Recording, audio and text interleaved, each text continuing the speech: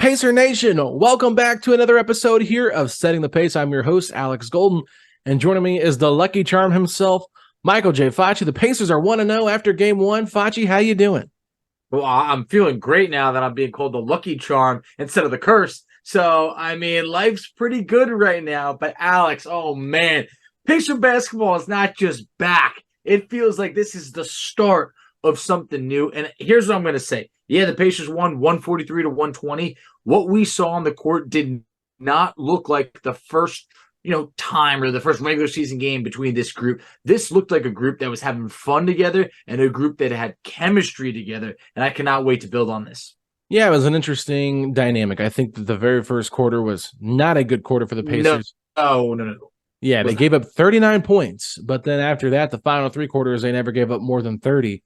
And I thought to myself, Rick Carlisle mentioned it in post-game press conference. Tyrese Halliburton mentioned it in the post-game press conference. Like, yeah, we want to try to keep teams scoring 30 or less in every quarter. And I'm thinking to myself, that's still 120 points. That's not that great. So I don't really know where they find that balance at, but I think like 25 to 27 is better. Yeah, that's where I see it at. I mean, the NBA's changed a lot since over the last 5-10 years or so. You can't give up 120 points per game and expect to win on a nightly basis. So yeah, 25 to 27, it's probably as good as it could get. Yeah, but 143 points in their win over the Wizards is the most by any team in a season opener since 1990, Facci. It's also fifth most all time. In addition to that, Bruce Brown had a career high 6 threes in his Pacers debut.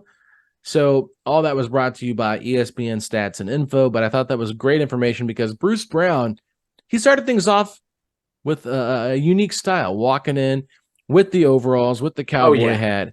That was something. The picture went viral. I don't know if you heard any of the post-game press conference comments on that. Tyrese Halliburton did not approve. I mean, it was interesting to say maybe what he wasn't wearing, with that outfit. But that was definitely a statement. And you know what? Hey, his play backed it up on the court because we talked about, Bruce Brown preseason.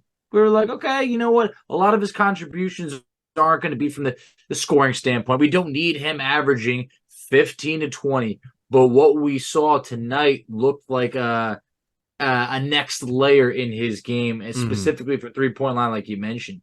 6 of 8. I mean, he had it going on. He was a plus 15 in the game. That tied for the best on the Pacers. And this just looked like a guy that you said, now that was our big free agent signing, and he made a major impact tonight. I would like to go back and see how many of those threes were like wide open where there was no defender within reach of him. I keep thinking of the words that Chris Collinsworth uses when he talks about wide open receivers and calls them unmolested. That's literally all I can think about right now is how many unmolested threes did he take? What a few. But yeah, no, I thought Bruce Brown, like, I looked at the box score and I said, he had 24 points. It was one of those things where it did not feel like he had that many. Like, you knew he had hit some threes. I didn't realize he had hit 6 of 8. It felt like to me early on, it was the Andrew Nembhard, Jalen Smith show that kind of got us back into the fold. The first half. Yep. And Buddy Hield had some nice plays there and some nice baskets there. And thought he really stepped up in that second quarter. But yeah, and then Tyrese comes out in the third. I think he had 11 points in 4 minutes. Like, it was truly the Tyrese show.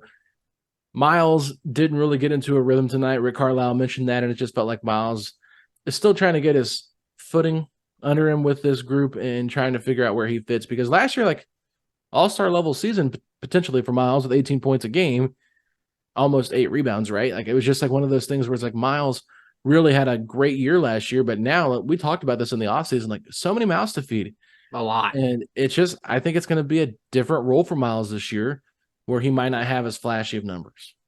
I think so as well. And that doesn't mean that he's going to have a worse year by any means. He had 8 boards tonight. He had 3 blocks. There's a lot of things that he did still do very well. But yeah, I don't think this is going to be Turner averaging 18. But there's a scenario where he could average about 15, and he could still end up having a very well-rounded season that leads to success for the Pacers. When you talk about a lot of mouths to feed, it's like a buffet out there. Alex, 8 players scored in double figures for the Pacers I'll tell you, I mean, that's something they only did, I want to say it was 4 times last year. So this just feels like something that, whoa, you did this in night one, game one of the season. Wow, we saw something tonight that I just felt like looked like this could have been almost us hitting our full potential, but it happened on night one. And I say that offensively, of course. But the key, we've talked about on the show, if you can get to 30 assists, you had a really good night. The Pacers had 30 assists with 10 minutes to go in the fourth. They finished with 38 assists. The ball movement tonight, it was contagious. I mean, these guys were truly buying in to getting the best available shot, not just someone trying to hunt their own shot. Maybe later on in the fourth quarter when the game was out of control for a couple of players just trying to get some minutes in there. But I felt like as a unit, this Pacers team was swinging around, and we saw it with Tyrese Halliburton. Tyrese with 11 assists. We saw Andrew Nembhard with, I want to say it was 10 assists. Yep, 10 assists. And we saw Buddy Hield and Benedict Mathurin with 5 assists apiece. Ben only did that 2 times last year, and he did it in game one this year. How about that? Yeah, you can definitely tell the assists were up this year, and the ball movement was great. I think Aaron Nesmith even had a play at the end of the time when he was in the game where he, I think he either drove to the basket, and then he either drove to the basket or he saved it. I need to go back and rewatch the game. It's all kind of a blur right now, but he was basically going falling out of bounds under the basket and threw a pass back to the top of the key for a wide open Benedict Mathurin 3. Mm-hmm. And it was just like, man, if Aaron Nesmith is doing that, we already know Bruce Brown, Buddy is an underrated passer. We know that Nembhard and Tyrese are good passers. I think Obi Toppin has pretty good feel as well, and Ben Mathurin's getting better. So it's like, if you constantly have guys out there that are just looking to move the basketball, it's going to be beneficial. But in addition to 38 assists, Facci, they only had 12 total turnovers for the game. So you're looking at a 3-to-1 ratio in terms of assists to turnovers, where the Wizards, they had 28 assists, but they had 14 turnovers. So there's more of a 2-to-1 ratio. So you got to really like the fact that the Pacers were protecting the basketball and not allowing Washington to, have any impact defensively. But Washington's defense might be the worst defense in the league. Oh, my God. It's got to be the worst defense in the league. Like I said, I lived in D.C. for a while. I still have friends that are over there. And someone said, yeah, well, I'm not really that impressed. You guys struggled a bit. I was like, struggled a bit? What, the first quarter? We beat you by 23. The Pacers shot, 52% for the game. I mean, in a lot of assets, a lot of facets of the game, they dominated. So, and I want to do you one better when you mentioned about the turnovers. 12 turnovers for the game. Awesome. Alex, they had 10 at halftime. That means they only had 2 turnovers in the second half. Yeah, you're right about that. I felt like the Pacers played an extraordinary second half. Obviously, a really good second quarter as well. But once they got that lead in that second quarter, they never looked back. And what I loved is we saw the Pacers, first they let up 39 points, and then it just decreased from there every single time. 39, 29, 28, 24. It just felt like they tightened up, and while the Pacers managed to score at least 33 in every quarter. So I think that what we saw offensively tonight was just awesome. It feels like we're going to have these type of nights because we already knew this was a very talented offensive team, coming into the year. But I felt like they took some strides defensively as the game went on. But there was just so many different players that we could highlight in this game. I mean, is there someone in specific maybe you want to give a little extra shine to before we make our way through some of these guys? Yeah, I mean, it was just such a nice balance here. But I think, it all starts with Tyrese. And I think that Tyrese just coming out in the third quarter and just putting his foot down, dropping those 11 points in 4 minutes was just kind of set the tone for the rest of that half. Definitely. And it allowed the Pacers to kind of break away from Washington because Washington was hanging around. I think it was 73-67 at halftime. And you're thinking, okay, the Wizards are still hanging around a little bit, but Tyrese did separate them. But in 13 minutes, Jalen Smith had 13 points and 8 rebounds, 5 of 6 from the field. He had 2 threes that looked very good. They were set shots. He was confident when he took them. And I think that if we can get Jalen Smith, and we talked about this a lot during the offseason, so it's good to kind of see him bringing that to light because we were so especially me, I felt like if he could get back to being a 3-point threat of just some sort, 35%, 32%, just a competent average, just below average 3-point shooter, it's going to open up a little bit of the offense. But if he can get back to maybe what he was 2 years ago when they first made that initial trade for him from Phoenix and he can be a guy that shoots around 38, 40, No, I that could mean, be whew. really huge for that Pacers second unit. But those two stood out to me. And then one guy that I'm going to constantly fight for, I've been fighting for him all offseason, is my guy, Andrew Nembhard. I thought the fact that he was tied with Tyrese for assists at 7 each at the end of the first half was pretty telling of the kind of game that he had. And great to see Rick Carlisle decide to give him the ball with that second unit and not kind of pigeonhole him into that shooting guard spot. No, I completely agree. Nembhard looked awesome. 12 points, 10 assists, a double-double. It's 10 assists to just 2 turnovers. He shot 6 of 9. I mean, Nembhard just was like, I know he only got to play in one preseason game, and it was like, okay, well, could he have any rust or anything of the sort? No. He looked awesome. And you could see that it's great that he is going to have the ball in his hand. He's going to be able to lead that second unit, which kind of also brings me a little bit into some comments that Carlisle had after the game. You were there. Do you want to talk about some of those? Because it was pretty important, I'd say.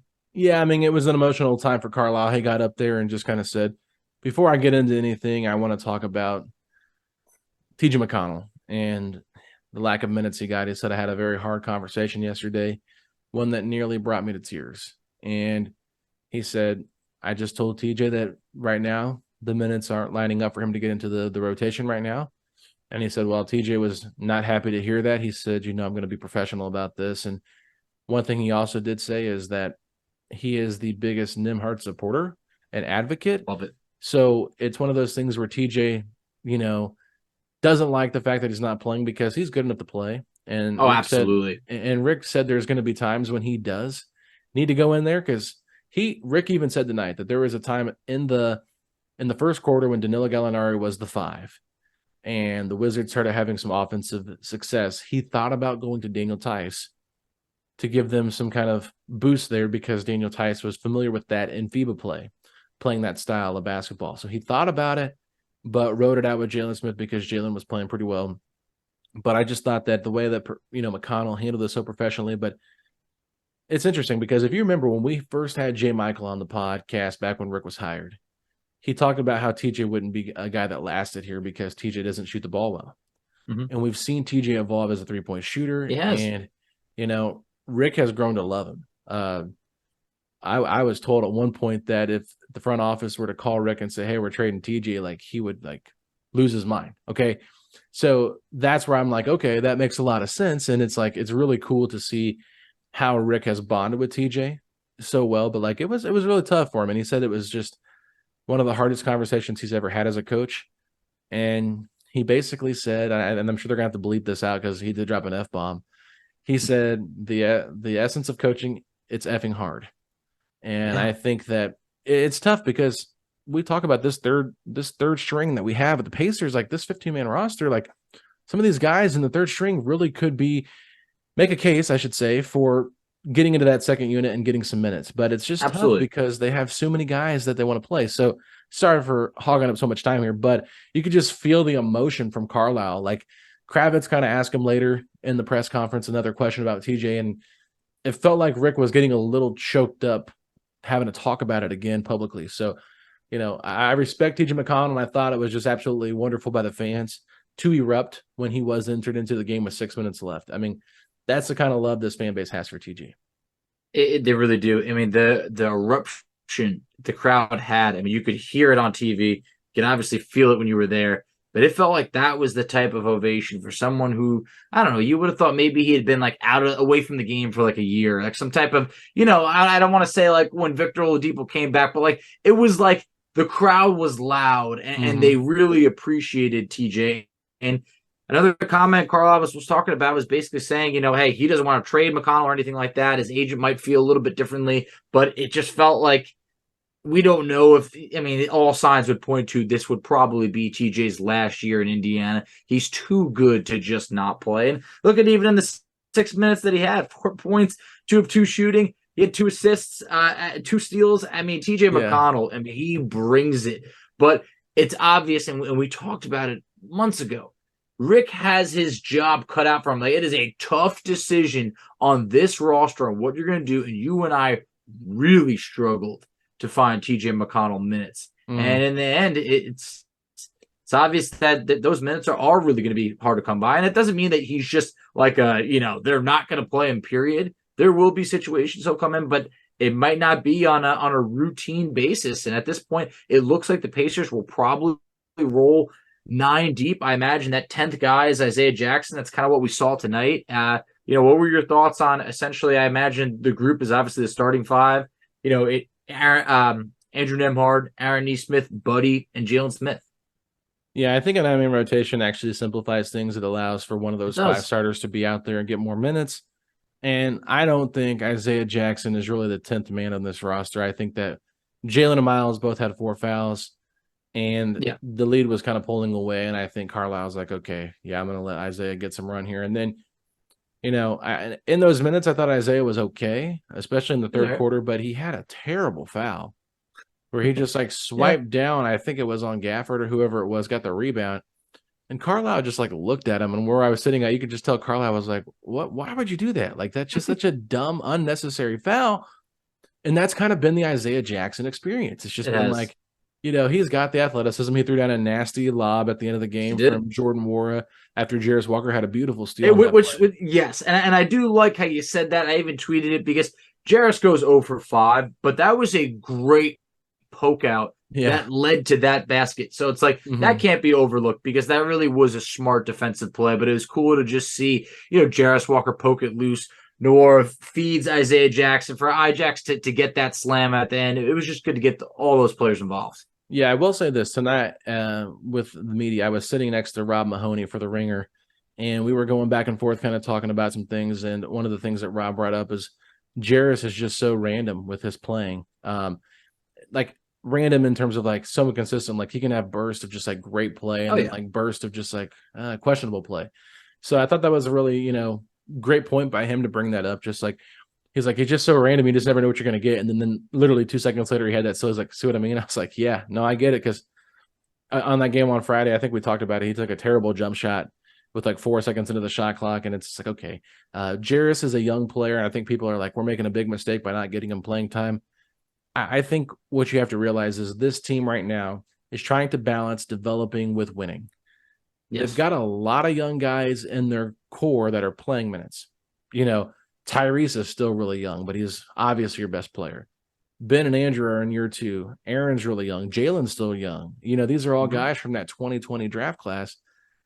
They're trying to establish themselves as players and get more reps. So yeah, you want to see Jarris get in there because he was the 8th overall pick, but we talked about it yesterday. Rick Carlisle came out and said, look, it's not going to be early on for him with minutes, and he really likes his style of play, and I think that there's a lot of things to be excited about, but just give it time.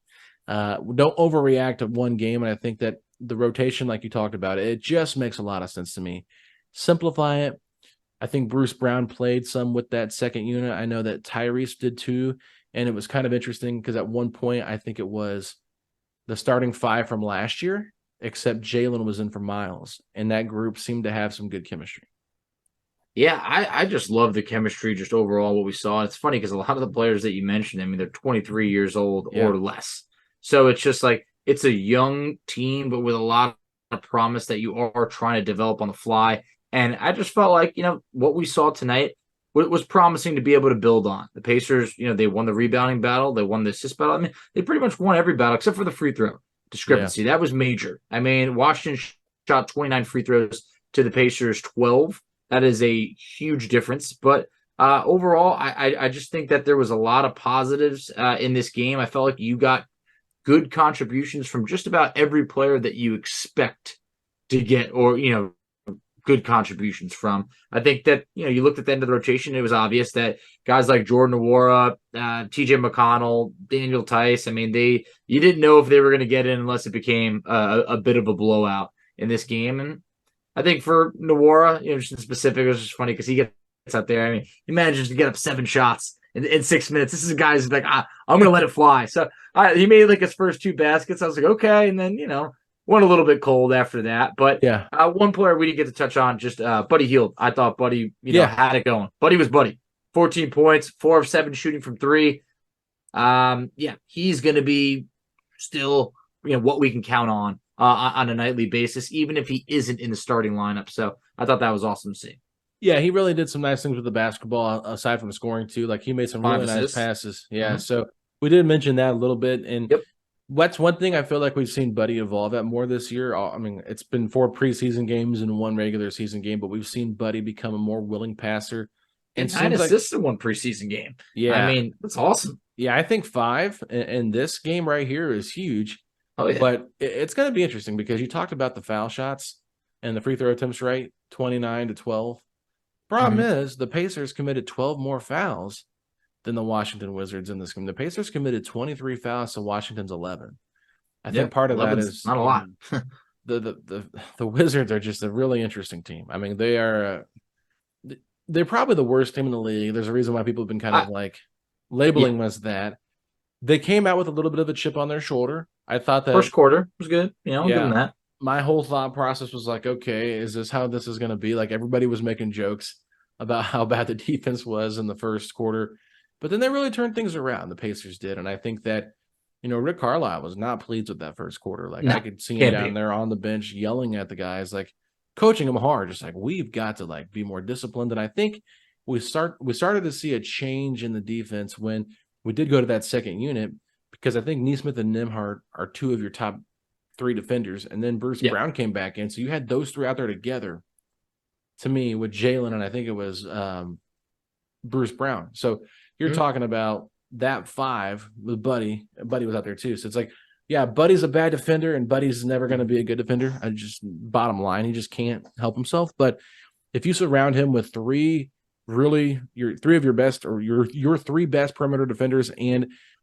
Miles and or Jalen who can protect the rim, like that's the recipe for success to get the most out of Buddy Hield. So yeah, I think that overall this is a great first game to kind of get your feet wet, see what this team could look like. But it's not getting any easier, Facci, because on No. Saturday they're on the road against Cleveland, a team that people think could be a top 3 team in the Eastern Conference. Yeah, this ain't going to be the Cavs team that we just beat in the preseason that's missing, a couple of guys. Darius Garland, Jared Allen missed that game. I think that this is going to be a Cavs team that plans on contending. I think it was Max Strus dropped 27 points tonight, 12 rebounds. I mean, they are an improved Cleveland team. So, and they were one of the best road teams last year. Mm. So, I don't want to say, hey, could the Pacers steal one, but this is a good test to be like, okay, we just played the team that's expected to probably finish last in the NBA, beat them by 23. Now, what do we do against a team that actually does have aspirations of being a top 4 seed in the East? That, I don't know if I can give you the answer yet, but I think defensively is where we're going to learn a lot about this Pacers team. No, you're right about that. I think it's going to be interesting to just see how they build off of this.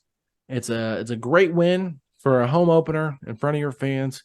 So I think last year they lost to Washington in the home opener, didn't they? They did. It's when like Miles Turner Fell, crazily rolled his ankle or whatever it was yeah, on during a warmups. staffer. Yeah, and That was rough. yeah, they were saying it was on a ball boy, but it was actually a staffer. But they didn't want to say that it was a staffer for whatever reason. I don't know. I just remember that it was a big deal, and so kind of Yeah, set him back. And then Terry Taylor started, I think, that he game. did. That was Yeah, surprising. Terry Taylor, Jalen Smith, Buddy Hield, Tyrese Halliburton. I'm trying to think who the fifth starter was in opening night last year. Do you remember? Nimhard Mm, wasn't in the rotation. McConnell came off the bench. Neesmith came off the bench. is it Chris Duarte? It was Chris Duarte. I Yeah, think you're right. That's yeah. that's a crazy lineup. Just I think about mean, the five we went yeah. starting last season to this season. Well, yeah, it's just a lot's changed. I mean, year over year, it's like there's barely anyone still there, or it's just so much has just changed. They Yeah. mentioned just a couple years ago how obviously we have like a handful of players from just like 3 seasons ago, but yeah, things are different. This is I got to point this out. It was just amazing to see the injury report. None. Yeah. It's just like seeing that was like, all right, we're going into this season healthy. Like no mysterious injuries like the Turner one that we just mentioned. Nothing really lingering. Like this is a Pacers team that can be able to, show from day one what they got, what they could bring to the table. And just, we talked about it a little bit, just the fact that they had near 40 assists, the Yeah. fact that 8 players scored in double figures. I mean, this just felt like there is so many options on this team that it doesn't need to be, you're not relying on one guy. And what's crazy is we made it this far in the episode. We complimented Matherin's 5 assists. He also had 18 points. So it's just like, it's not like he was just, oh man, he's not really shooting. Like, yeah, it was 6 of 15 from the field, but to still get your 18, but also have 5 assists is just like, man, you could just see he's making that effort to get others involved. And hey, I don't think he's going to complain because the Pacers got the win. He scored, he distributed. I mean, I just, man, this was one of those nights where it's like, I'm excited to talk to other people tomorrow about, you see that Pacer game? Oh, yeah. Like, Yeah. we're back. And it just feels good. And you know there's going to be the other side. But you play the Wizards. It doesn't matter. You can't control who you play. You can only control how you play. That's and good. in this situation, the Pacers putting up 143 points, like you mentioned. It's actually the most on opening day in our lifetime. Yeah. So how about that? I love that quote. You can't control who you play. You can only control how you play. So, right. Yeah, that's a great way to sum it up, Facci, and just say, look, you got to play those on your schedule. You got to play 82 games. You're going to play these teams multiple times throughout the year. So it doesn't really matter if it's the first game, the 42nd game, or the 82nd game. You got to go out there and take care of business against the teams that are supposed to be worse than you, especially if you're trying to solidify yourself as a team that's going to be a playoff team. So not looking good for my Atlanta Hawks pick after they lost on the road to Charlotte, but there's always a random team that starts off like 3-0, 5-0, and everyone's like, oh, are they legit? Then they fall off the face of the earth. Not saying that that's going to be the Hornets, but I will say a home opener against a division opponent does not surprise me that they won. But that Mark Williams block, I know we're not talking about the Hornets, but that Mark Williams block that was going viral on Twitter, I don't know if you saw it or not, but I didn't actually. He legit just like jumped up straight in the air and grabbed the ball instead of blocking it. Like just like grabbed it with one hand and pulled it down. I was like, Mark Williams is legit. Yeah, I got to see that. I did see Andre Drummond steal the ball from Chet Holmgren and just break his ankles. I mean, that was like, that was like an absolute welcome to the NBA moment for Chet Holmgren because it's like even Andre Drummond did that. A guy who, look, while he was good, is by no means in his prime, but for him to be able to put the moves on Chet, it's like, hey, get ready. This is real NBA talent, not that summer league, talent, anything like that. But one thing I also want to say when you're talking about shot blockers, Roy Hibbert in the building. We also had Rick Smits, even Adam Silver, even if it had to do with All-Star stuff. Adam Silver was in the building. He could have been anywhere, but he was in Indiana watching this game. And for that, the stars were out. I love it, but I just hope that we can keep this going. I want to keep making that concerted effort to bring back players from the past. I thought on night one, and the Pacers did a great job of it. Yeah, it was really cool. We actually got to do a little bit of an interview with Roy Hibbert before the game started in the media room, or excuse me, in the press conference room where Rick Carlisle does all of his stuff. So that might be available later on YouTube. I'm not sure, but it was really cool to talk to Roy. I did ask him what he thought about the All-Star game being in Indianapolis, and he said, I think it's great. It brings back attention. He said, I got in trouble for saying that y'all mother effers don't watch us play. Mm-hmm. Classic. And he said, I think that's how these guys still feel today because the Pacers are still not respected like they should be. But he just, talked a lot about how much he loves the city, how much he loves the fan base, and how much it hurt him when he was traded. He said, I'm kind of done with these guys, but at the end of the day, he said, I'm just happy that things worked out the way that they have, and talked about his coaching career and how he went from that to now he's working for CBS as a broadcaster. Mm-hmm. And I think he's going into year 2 now doing that, and just said that he didn't really want to deal with the negatives of coaching that came along with it. So he didn't get into too many details because he didn't want to be controversial, but he was pretty excited to be there. And he was the first person to rev it up because that is a thing again this year. And it is still horribly done sound wise. You can barely even hear the engine revving. It's like, you got to find a better way to get an engine that can sound really cool when they rev it up. Like, I don't think it should be that hard, but yeah, it's pretty lackluster. There's not a lot of umph to it, but it was great to see Roy back, Rick Smits back. And they didn't even show Rick on the Jumbotron during the game. It was like Mario Andretti, and then one of the Fever players was in the building as well. That was the 2 people they highlighted in the game, but it's like, couldn't even get love for Rick Smits. They got to show Rick Smith some love. I mean, that man was as loyal as it came to the Pacers, and truly one of the Pacer greats, especially over the last, at this point, man, I guess it's the last 30 plus years. But they mentioned one thing when I was on the broadcast. I think it was Chris Denari. He said something like Roy hadn't been back since like 2016, or it had been quite some time. 2016. When I heard that, I went, "Oh my God, what?" Yeah. So I just really hope that this is like some type of like moment where we could really, when you hear that, you just think of like how big of a presence Roy had on those back-to-back conference championship teams, a 2-time All-Star. I mean, Roy was awesome for the Pacers. He'll always be thought of as an Indiana Pacer. And those are the type of players that I want to be able to bring back to Indiana who have not been there in years. It's like we got to make a whole list. I want to cross them off. It's like, give me some Granger. I don't know who's next, but it's just like that was awesome to see. And I just feel like Roy's gone through a lot of healing over the last few years where like he's in a great spot, and you always love to just have those players talking about the Pacers again, which we saw him tweet out about the Pacers just about a week ago. Let's be honest. Jermaine O'Neal's comments on Instagram have prompted the Pacers to be more proactive. I totally think so. Mm-hmm. And you know what? I'm glad that Jermaine O'Neal did say something, because so am I. It might not be J.O. right now. It might take some time to get that situation healed, but I think Rick Carlisle is the perfect guy to reach out to him because he did coach him. And if you go look at some YouTube clips, you can even hear Rick Carlisle talking about how Jermaine should be in the top 3 conversation for MVP in the MVP season that he had with Kevin Garnett, Tim Duncan. So I'll just say this. Roy Hibbert coming back opening night to rev it up, do an interview with the media, talk about his time here a little bit, and talk about just what he's been up to and that kind of thing. That's great. And then you also, just last week or 2 weeks ago, Al Jefferson was with the team.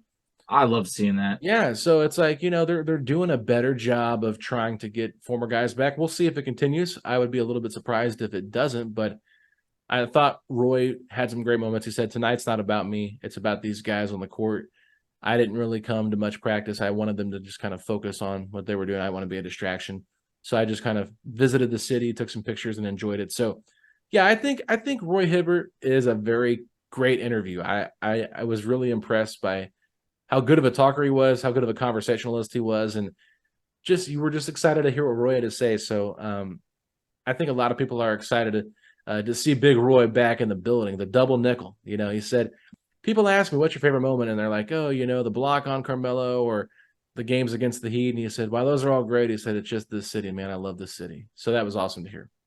Great answer. And I just feel like just with everyone, you go through those highs and those lows, and it's so crazy because I remember when Roy signed what was like, I think, a max contract at the time. I want to say it was like $55 or $60 million. I mean, it's just like money has changed so much in the NBA. I remember people be like, "Oh, is he overpaid or not?" Like this, and it's just like he was a player that was kind of changing defense at the time back then, and then obviously the game itself changed, but nonetheless, the Roy years in Indiana will always look back as great, and it just felt good to have him back in the building, especially to get a win there. Let's just keep it going. Let's keep bringing back the guys from the past. Let's keep getting these wins. And on a night like tonight, I don't have anything to complain about. There's not one thing that I'm like, "Man, the Pacers are in trouble," or "What was this?" or "We're worried about that."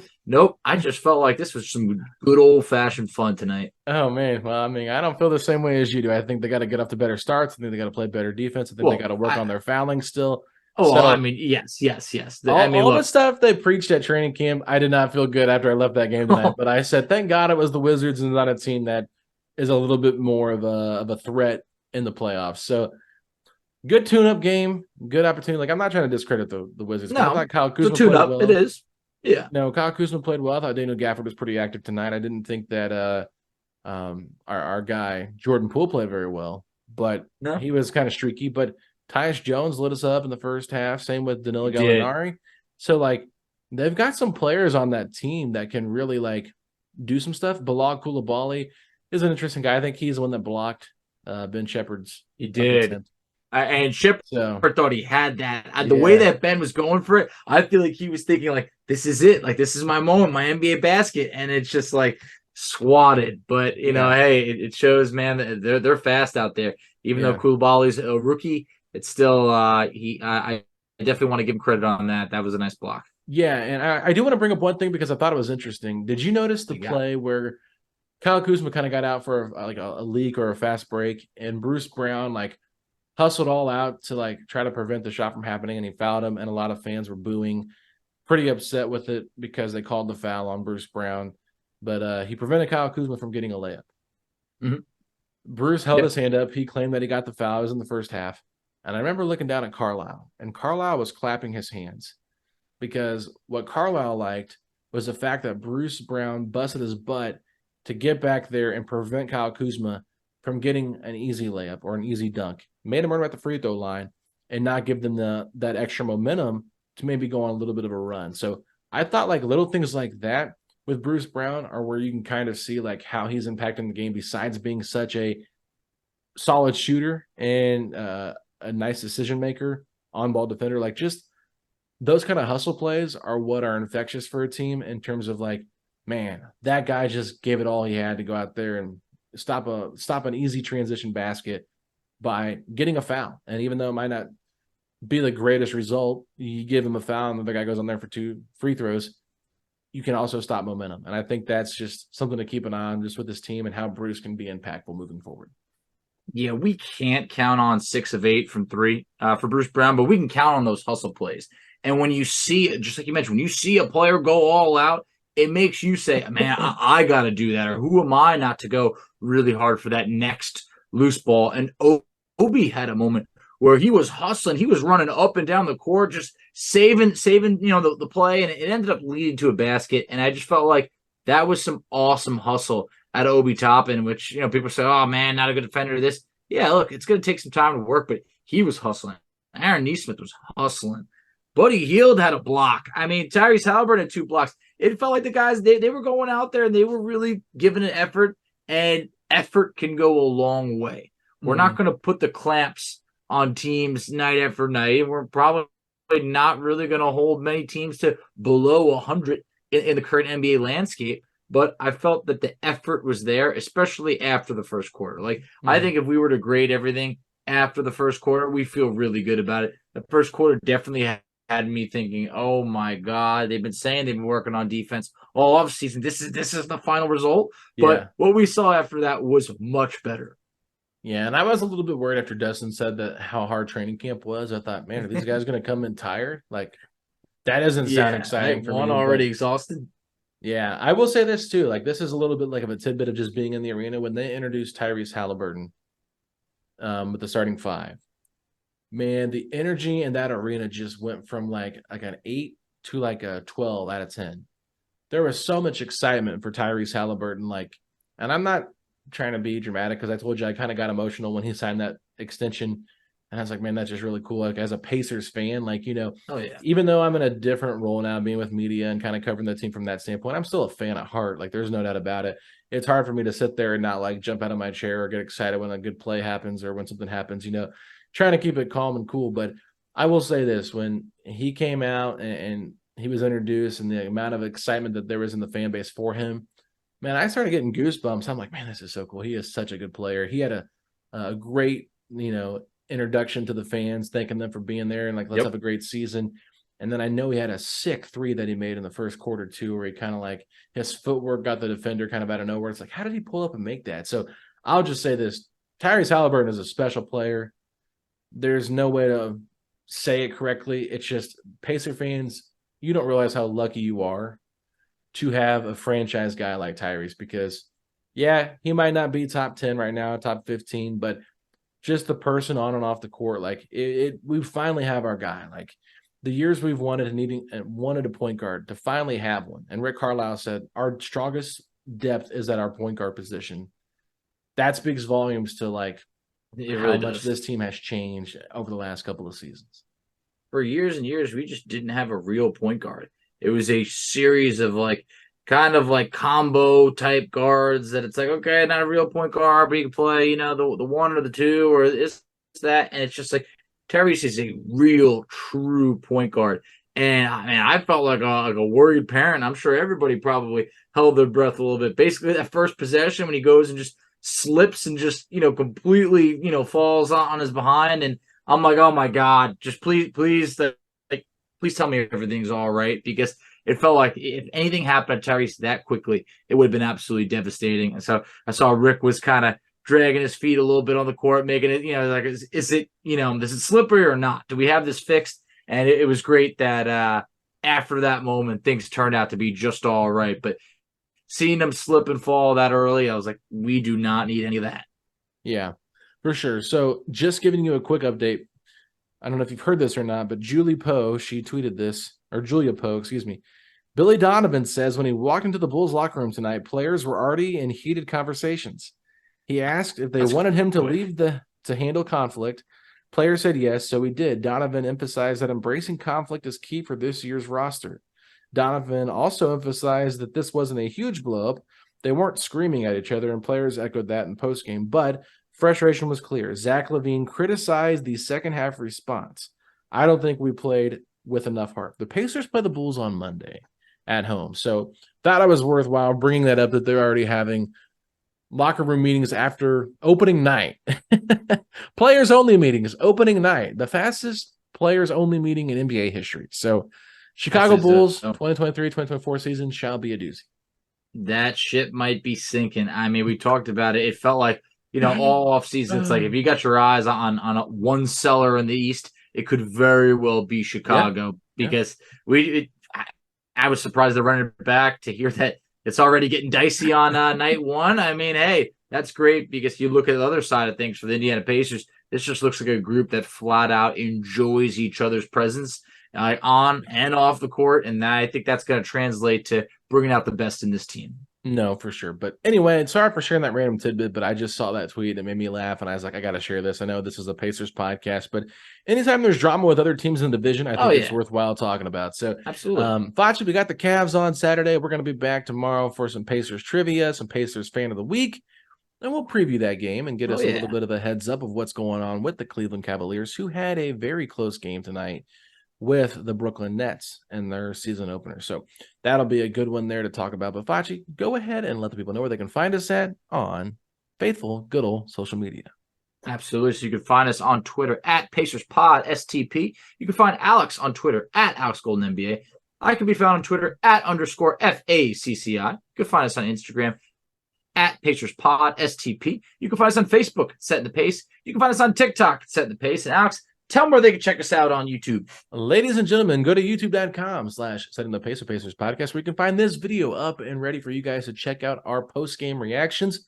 In addition to that, head on over to theblueandgolden.substack.com, where you can check out the latest article that I put up highlighting our sponsorship with the Ripple Bagel and Deli Company. I think you guys are going to really enjoy that. We have released a sandwich. I won't share any spoilers on what that sandwich is until you go read it for yourself. I'll put a link in the description. Inside that article, there is a coupon in there for you guys that is, never expiring. Basically, you just show them when you go to get your sandwich, hey, I heard about you guys on Setting the Pace. You'll get a free baked good, chip, or a drink. So that is a really cool perk to have with it. So I hope you guys have checked that out, and it's a really good looking sandwich if you haven't seen the pictures already. So make sure you go check that article out. But with that being said, Facci, if you're glad the Pacers are undefeated, never lost, then hit me with those 3 words. Let's go, Pacers!